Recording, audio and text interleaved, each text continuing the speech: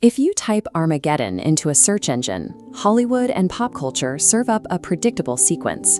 We are taught to expect a balanced, kinetic war involving massive ballistics, rogue AI, and months of scorched earth destruction. But if we look closely at the text of Revelation, that specific showdown never actually happens. There is no drawn-out battlefield struggle. What takes place is completely asymmetrical.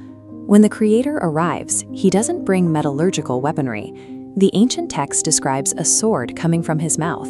It's a metaphor for the Logos, the spoken word. Consider a superadmin dealing with a malware-infected server. They don't smash the physical machine with a hammer. They open a terminal and execute an absolute command line. They type sudo kill-9. That command bypasses all security protocols and forces a hard shutdown.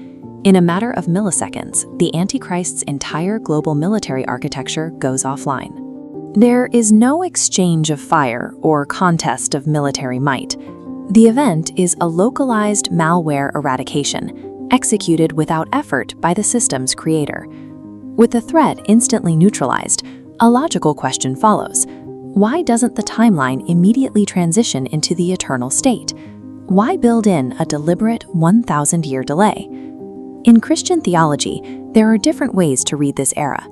The Millennial framework, championed by historical giants like Augustine, views this 1,000-year period purely symbolically, as a spiritual kingdom currently operating within the church. For the purpose of this audit, however, we are utilizing the historical premillennial framework. This requires a literal, upcoming era of physical governance right here on Earth. There is a deep logic to this delay. If the Creator simply deletes the Earth now, the adversary's original claim that the material world was a flawed design goes unchallenged. The developer would be scrapping a project that never once functioned according to its intended specifications. To vindicate the original design, the king establishes a staging environment. This is a 1,000-year proof of concept, showing the entire assembly of created beings that the material planet functions perfectly when the management is no longer corrupt. The material world isn't scrapped. Under the true root admin, the physical planet reaches its highest potential, proving the original code was correct all along. This brings us to a governance protocol documented centuries earlier. The prophet Daniel recorded a system log showing that the Creator intends to share absolute administrative access over this restored Earth with his followers. There is an obvious cybersecurity risk here. Handing root access over a perfect utopia back to standard biological humans is exactly what caused the system to crash in the first place. The solution is a mandatory hardware replacement. Resurrected believers are issued upgraded, glorified bodies. This new physical architecture is immune to entropy, disease, and the capacity to sin. With this incorruptible hardware installed, humanity can finally step back into its original design parameters and manage the planet's resources without degrading the system. But at the end of this 1,000-year era, a massive quality assurance dilemma emerges. The system's primary malware is deliberately released back into this perfectly restored environment.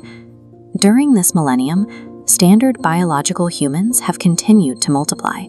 Whole generations have grown up knowing nothing but peace. They have never faced starvation, war, or an active temptation to rebel. In cybersecurity, you cannot certify a network as secure inside an unchallenged perimeter. A system without external threats is unverified. Releasing the adversary is the final penetration test. It separates genuine loyalty from mere compliance with a comfortable environment. Compliance generated by a lack of alternatives isn't loyalty. The Creator requires a network populated by users who have verified their free will without coercion. Once the penetration test gathers its data, the final rebellion is neutralized instantly.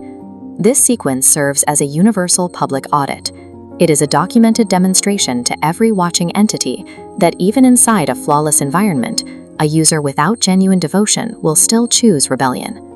With the required data logged, the malware is permanently encapsulated, and the Earth's staging environment is officially marked complete. Which brings us to the final server audit, the White Throne Judgment.